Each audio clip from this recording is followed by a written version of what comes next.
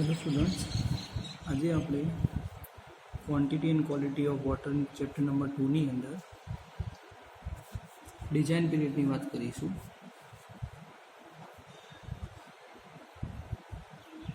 Design period એટલે કે સામાન્ય રીતે જે યોજનાનો ડિઝાઇન કરવામાં આવે, સંકલ્પ એટલે કે ડિઝાઇન કરવામાં આવે છે તે ડિઝાઇન લાંબા ગાળા સુધીની હોય છે.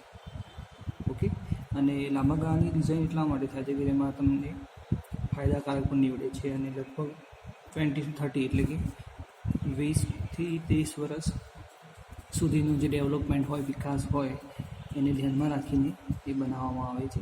સાથે સાથે એની સાથે સાથે જે પણ પોપ્યુલેશન વધતી હોય, દિવસે દિવસે પોપ્યુલેશન વધે છે, તો એને ધ્યાનમાં રાખી અને તેની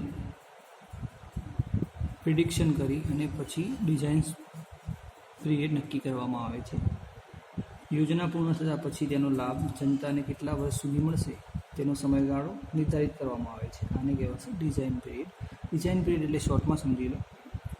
ડિઝાઇન પીરિયડ હંમેશા લાંબા ગાળા માટે હોય છે, 20 થી 30 વર્ષ માટે હોય છે. ઓકે, અને એ વધતી જતી પોપ્યુલેશનને અનુસાર પ્રિડિક્ટ કરીને બનાવવામાં આવે છે. અને તેની સાથે સાથે કેટલા સમય સુધી અને કેટલી જનતાને તેનો કેટલા વર્ષ સુધી લાભ મળશે. 20 થી 30 વર્ષની તો હશે, એના પછી પણ એને કેટલો લાભ મળશે, તો એ બધું પ્રિડિક્ટ કરવામાં આવે છે. એને કહેવાય છે ડિઝાઇન પીરિયડ. હવે ડિઝાઇન પીરિયડની ઘણી એના ઉપર લાગતી અસરો છે, આપણે જોઈએ. કેમ કે કોઈ પણ મેથડ હશે આપણી આની અંદર, તો એની અંદર ફેક્ટર ઇફેક્ટ તમને જોવા મળશે. તો નંબર 1 છે પ્રોજેક્ટ માટે ઉપલબ્ધ નાણાં. બરાબર, તો સૌ પ્રથમ તો એ વસ્તુ થશે કે ફંડ ક્યાંથી લાવવો, નાણાં ક્યાંથી લાવવા. કોઈપણ જાતનું કન્સ્ટ્રક્શન વર્ક કાં તો ડિઝાઇન આપણે કોઈપણ જાતનું પ્લાનિંગ કરતા હોઈએ, જેની અંદર ઇન્વેસ્ટમેન્ટ કરવાનું હોય, જેની અંદર ખર્ચો થવાનો હોય, તો એના માટે સૌ પ્રથમ જોશે કે નાણાંની ઉપલબ્ધિ, પૈસા ક્યાંથી મળશે આપણને. પછી સેકન્ડ નંબર આવશે વસ્તી વધારાનો દર. કેમ કે તમે 20 થી 30 વર્ષ માટેનું પ્લાનિંગ કરશો, પણ વસ્તી વધારાનો દર તમને નહીં ખબર હોય કે 1 વર્ષે કે 2 વર્ષે આટલી પોપ્યુલેશન વધે છે, તો તમારું જે ડિઝાઇન કરેલું છે એ ખોટું પડશે. એટલે કે આ વસ્તુ એના ઉપર અસર રાખે છે. પછી છે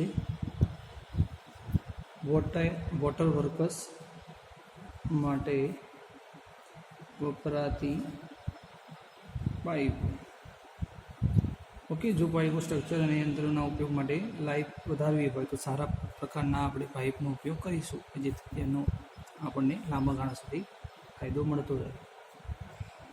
હવે જો આપણે પ્રોજેક્ટ માટે લોન લીધી હોય, તો પ્રોજેક્ટ માટે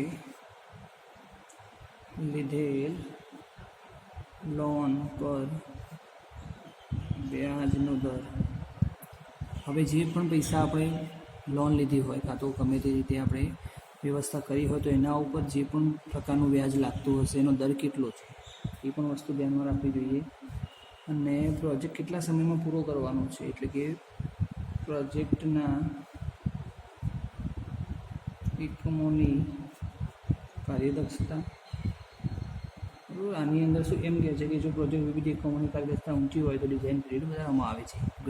સારી વસ્તુ તમે યુઝ કરશો, જેની અંદર સમય લાગતો હશે, એવું કામ કરવા જશો, તો પછી ઓટોમેટિકલી તમારે ટાઈમ પીરિયડ વધારવો પડશે.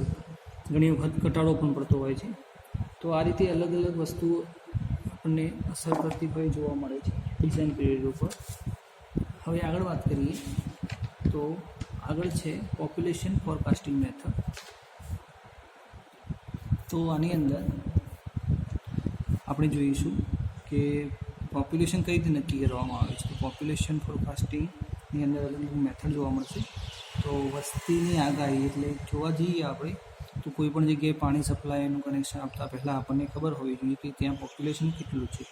હવે પોપ્યુલેશનની વાત કરીએ તો પોપ્યુલેશનની અંદર એમાં યર પ્રમાણે જોવા જઈએ તો કેટલા લોકો નવા જન્મતા હશે, કેટલા લોકોનું મરણ થતું હશે, કેટલા લોકો સ્થળાંતર કરતા હશે, અથવા તો કેટલા લોકો નવો વસવાટ કરતા હશે. આવા ઘણા બધા કારણોને ધ્યાનમાં રાખીને એના માટેની પોપ્યુલેશન ફોરકાસ્ટિંગ એટલે વસ્તીની આગાહી કરવામાં આવે છે. અને પાણી પુરવઠા યોજનાના સંકલ્પ દરમિયાન વધારાની ઘટાડાની અને જે મેથડ છે આપણે એની અંદર અલગ અલગ 4 મેથડ આપણને આપેલી છે અને 4 મેથડ જોઈશું, બરાબર. અને 5મા નંબરની છે એટલે ખાસ પૂછાતી નથી, પણ 4 જે મેથડ છે એ પૂછાય છે અને એની અંદરથી એક્ઝામ્પલ પણ આવતા હોય છે. તો અહીં રાઇટ ડાઉન કરી દઈએ. તો આપણી જોડે આ 5 મેથડ છે: arithmetical method, geometrical method, increase method, simple graphical method અને કોમ્પરેટિવ ગ્રાફિકલ મેથડ. તો એની અંદર આપણે સૌપ્રથમ જોઈશું એરિથમેટિકલ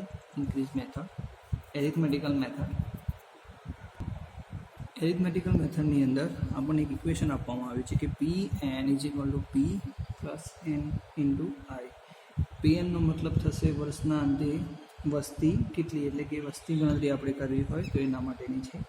P બરાબર શું થશે કે જે વર્ષ પછી વસ્તીની આગાહી કરવાની હોય તેની વસ્તી, n થશે સમયગાળો, I એટલે કે વર્ષ દીઠ અથવા તો દાયકા દીઠ સરેરાશ વસ્તીનો વધારો, ઇન્ક્રીઝ કેટલી થાય છે એના માટે I, n એટલે કે પીરિયડ ટાઈમ ડ્યુરેશન, P એટલે કે વસ્તીની આગાહી કરવાની હોય તો એ જે વસ્તી હોય એની સંખ્યા. હવે આના ઉપર એક્ઝામ્પલ જેવું આપણને સમજીશું કે આ ઇક્વેશન છે કઈ જગ્યાએ આપણે યુઝ કરી શકીએ કાં તો કરીશું. એક એક્ઝામ્પલ જોઈ લઈએ. તો આ રીતનું તમને કોષ્ટક આપેલું હશે અને ઉપર લખ્યું હશે કે એક શહેર વસ્તી ગણતરીના રજિસ્ટર ઉપરથી નીચે પ્રમાણેના આંકડા મળી આવ્યા છે. તો એ આંકડા પ્રમાણેથી 2000, 2010, 2020ના વર્ષના અંતે વસ્તીનો અંદાજ કેટલો થશે, બરાબર. પણ આપેલ દાયકા પ્રમાણે આપણે 3 દાયકાની માહિતી જોઈશું. તો આપણને આટલું ટેબલ આપેલું હશે. હવે વસ્તી વધારો એટલે કે 20,000માં કેટલા વધે તો 22 થશે, તો 2000. પછી કેટલા વધશે તો 27 થશે, તો 5000. પછી કેટલા વધશે તો 500 થશે, 6500. ઓકે. હવે 3નો સરવાળો કરવાનો થશે તો આપણને આન્સર મળશે. એને લખાશે 3 દાયકામાં વધારો, બરાબર. 4 છે પણ કાઉન્ટિંગ થશે 1, 2 અને 3. ઓકે. 3 દાયકામાં વધારો આટલો જોવા મળશે. હવે આપણી પાસે ઇક્વેશન છે I = શું હતું, I હતું આપણું સરેરાશ વસ્તી વધારો વર્ષના અંતે. તો કેટલા વર્ષ માટે છે, 3 વર્ષ માટે. તો 13,500 / 3 = 4500, 4,500. ઓકે. આપણી જોડે ઇક્વેશન હતું Pn = P + n × I. તો Pની જગ્યાએ શું મૂકવાનું થશે, કયું Pની જગ્યાએ આપણે મૂકીશું 33,500, બરાબર, 2000ની સાલ માટે. એ પ્રમાણે તો આપણે કેટલા વર્ષ શોધવાનું છે, 3 વર્ષ માટે. તો n = થશે 123. Pની વેલ્યુ આપણે આ લઈશું, છેલ્લામાં છેલ્લી જે વેલ્યુ છે એ. તો 33,500 + 1 × Iની વેલ્યુ આપણને અહીંથી મળી જશે. નો આન્સર લાવશો, આન્સર મળશે આપણને 3800, 38,000. ઓકે. આ જે આન્સર મળ્યો એ 2000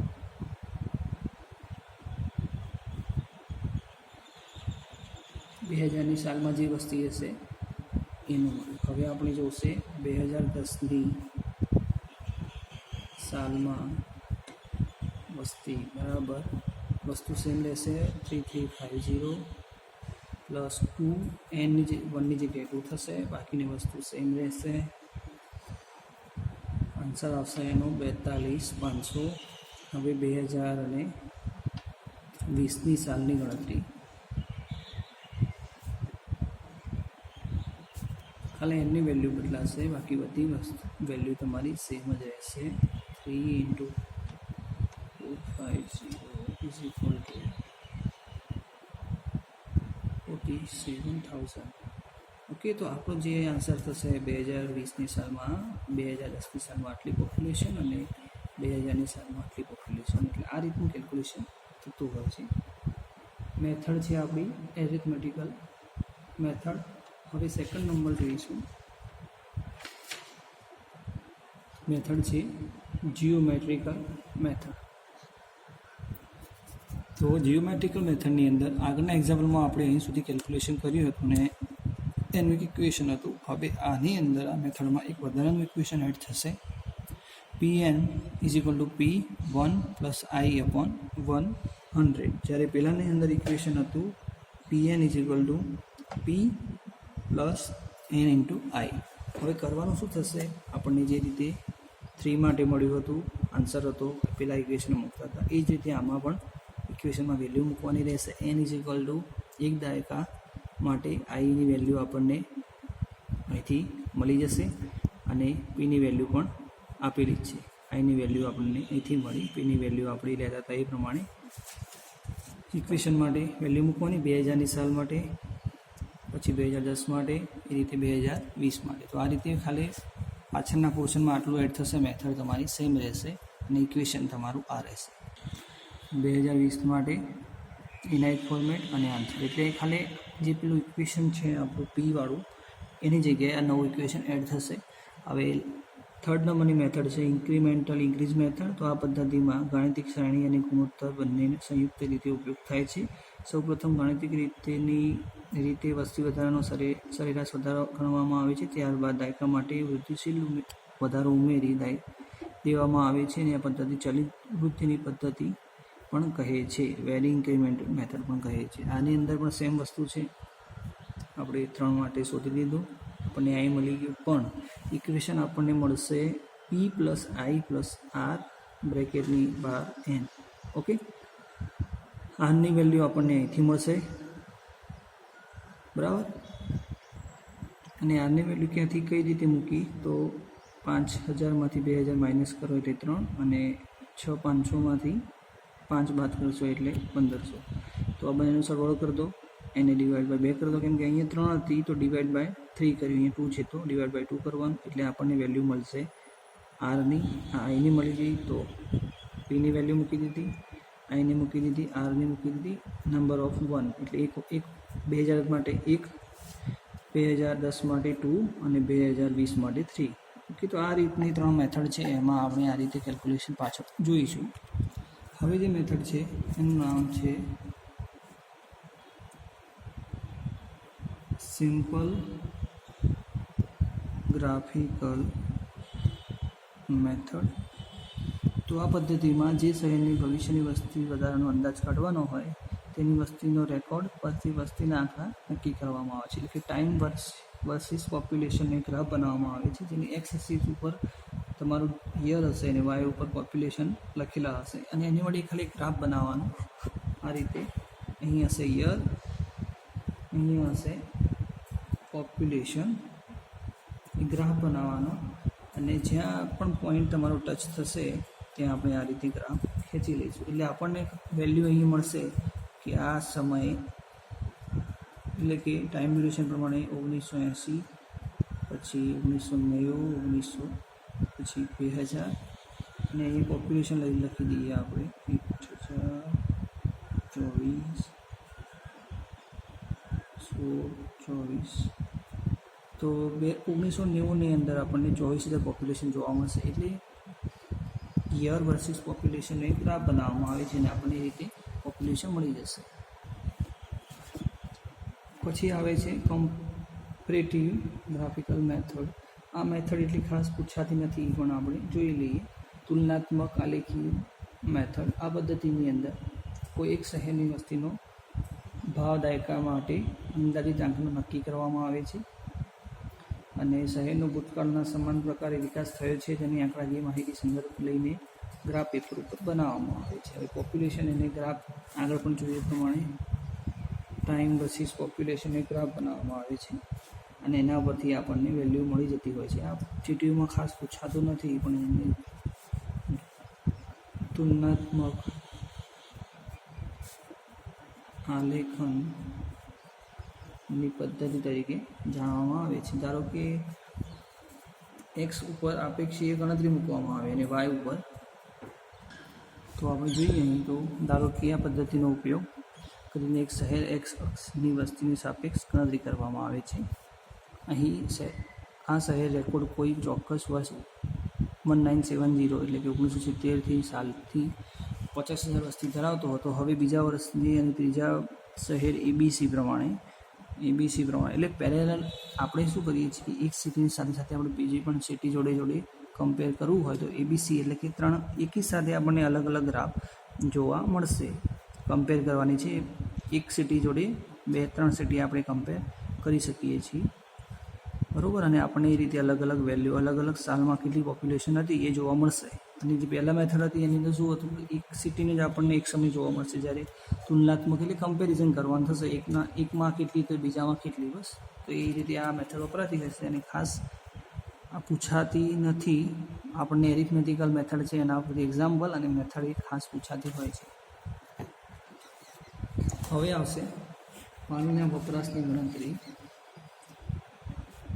computation or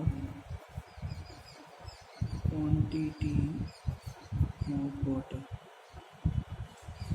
તો કોઈપણ શહેર અને પાણી પુરવઠા યોજનાની ડિઝાઇન કરતી વખતે શહેરની જરૂરી પાણીના જથ્થાની ગણતરી કરવામાં આવે છે. માટે સૌપ્રથમ શહેરની વસ્તીના આધારે વ્યક્તિગત જથ્થાની ગણતરી કરવામાં આવે છે. આ ગણતરીને આધારે પર કેપિટલ ડિમાન્ડ તરીકે ઓળખવામાં આવે છે. આ જે મેથડ કરીએ છીએ એના માણસદીઠ પાણીનો વપરાશ તરીકે ઓળખવામાં આવે છે. માણસદીઠ વપરાશ માટે એક ઇક્વેશન આપેલું છે, Q/365 × PP એટલે કે કેટલા પર્સન્ટ છે, અને P એટલે કે પોપ્યુલેશન વસ્તી, Q એટલે કે આખા વર્ષ દરમિયાન પાણીની કુલ કેટલી જરૂરિયાત પડી હતી લીટરમાં. 365 ડે હશે, એમાં પોપ્યુલેશન કેટલી અને કેટલી એની જરૂરિયાત પડી હશે, એ રીતે આપણને એક આ ઇક્વેશન આપવામાં આવ્યું છે, જેનું નામ છે પાણીના વપરાશની ગણતરી. ઓકે, હવે જોઈશું પાણીના વપરાશમાં થતા વધારો થતો ઘટાડો, એટલે કે ફ્લક્ચ્યુએશન ઇન ડિમાન્ડ. એ વધઘટ થતી હશે પાણીની અંદર, એની અંદર આપણે થોડું જોઈ લઈએ. તો એની અંદર 3 પ્રકારની કેટેગરી પાડવામાં આવી છે. દરરોજના જુદા જુદા સમયે પાણીના વપરાશમાં થતી વધઘટ, પછી જુદા જુદા દિવસે થતી વધઘટ, અને સિઝન પ્રમાણે થતી વધઘટ. ઓકે, તો ફર્સ્ટ નંબર જોઈ લઈએ કે હોર્લી ફ્લક્ચ્યુએશન ઇન ડિમાન્ડ. તો આની અંદર વાત કરીએ પાણીની દરરોજ વપરાશનું અવલોકન કરતા જાણવા માટે આખા દિવસ દરમિયાન પાણી કેટલું એક સરખું વપરાય છે એ આપણને ખબર હોતી નથી, કેમ કે દરેક જગ્યાએ પાણી અલગ અલગ રીતે યુઝ કરતા હોઈએ છીએ. તો સવારે 7:30 વાગ્યાથી લગભગ 10 વાગ્યા સુધી સ્નાન માટે, કપડાં માટે, રસોઈ માટે પાણીનો વપરાશ થતો હોય છે, જે મેક્સિમમ છે. ત્યાર પછી 12 વાગે અને 4 વાગ્યા સુધી પાણી ખૂબ જ ઓછું વપરાશ થતો હોય છે. તે પછી સાંજના સમયે ફરીથી વપરાશ થોડો વધી જતો હોય છે. સામાન્ય રીતે રાત્રે 11થી સવારના 4 વાગ્યા સુધી લગભગ પાણીનો વપરાશ હોતો જ નથી, નહિવત પ્રમાણમાં હોય છે. તો આ રીતે આખા દિવસની પાણીના વપરાશમાં થતી વધઘટ નીચે પ્રમાણે આપણે જોઈ શકીએ છીએ. નીચે એક ગ્રાફ આપેલો છે આપણને, એની અંદર જોઈએ તો આ ગ્રાફની અંદર નીચે ટાઈમ આપેલો છે, જે રીતે આપણે હાલ તમને જોયું એ પ્રમાણે.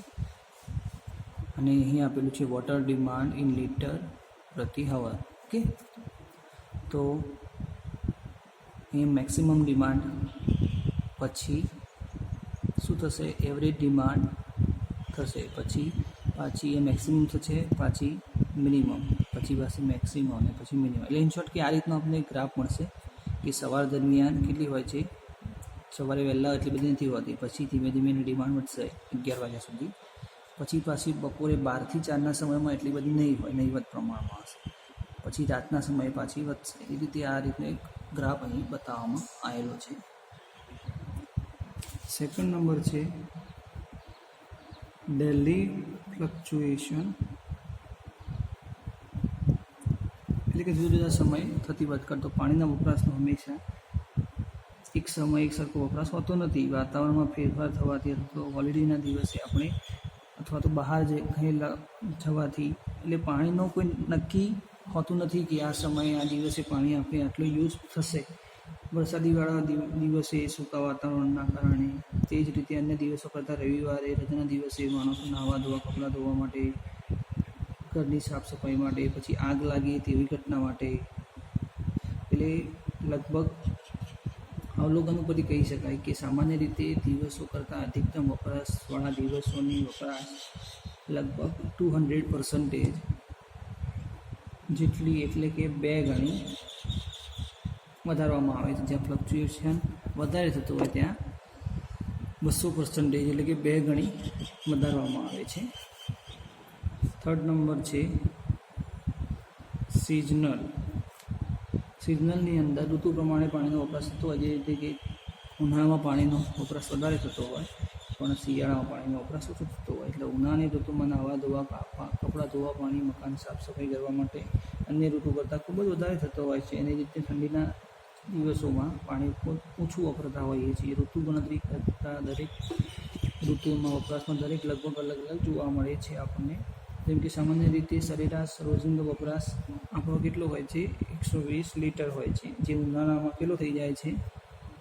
160 to 180 લીટર થઈ જતો હોય છે. અને જ્યાં વધારે ઠંડી હોય એ સમયે કાં તો એ જગ્યા ઉપર 70 to 80 લીટર પાણીનો ઉપયોગ થતો હોય છે. એટલે કે ડિપેન્ડ કરે છે કે સિઝન કઈ ચાલે છે.